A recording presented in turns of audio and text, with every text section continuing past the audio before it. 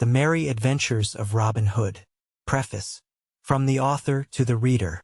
You who so plod amid serious things that you feel it shame to give yourself up even for a few short moments to mirth and joyousness in the land of fancy. You who think that life hath not to do with innocent laughter that can harm no one. These pages are not for you. Clap to the leaves and go no farther than this, for I tell you plainly that if you go farther you will be scandalized by seeing good, sober folks of real history so frisk and caper in gay colors and motley that you would not know them but for the names tagged to them. Here is a stout, lusty fellow with a quick temper, yet none so ill for all that, who goes by the name of Henry II.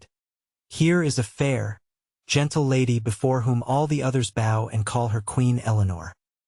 Here is a fat rogue of a fellow, dressed up in rich robes of a clerical kind, that all the good folk call my Lord Bishop of Hereford.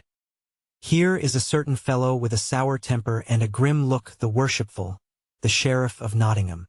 And here, above all, is a great, tall, merry fellow that roams the greenwood and joins in homely sports, and sits beside the sheriff at merry feast, which same beareth the name of the proudest of the Plantagenets, Richard of the Lion's Heart.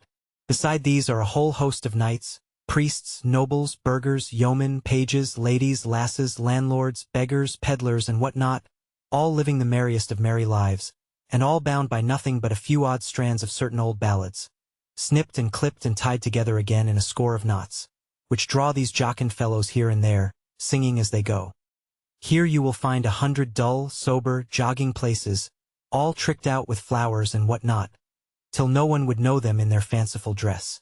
And here is a country bearing a well-known name, wherein no chill mists press upon our spirits, and no rain falls but what rolls off our backs like April showers off the backs of sleek drakes, where flowers bloom forever and birds are always singing, where every fellow hath a merry catch as he travels the roads, and ale and beer and wine, such as muddle no wits, flow like water in a brook. This country is not fairyland. What is it?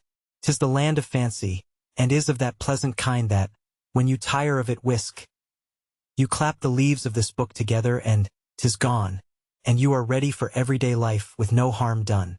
And now I lift the curtain that hangs between here and no man's land. Will you come with me, sweet reader? I thank you. Give me your hand.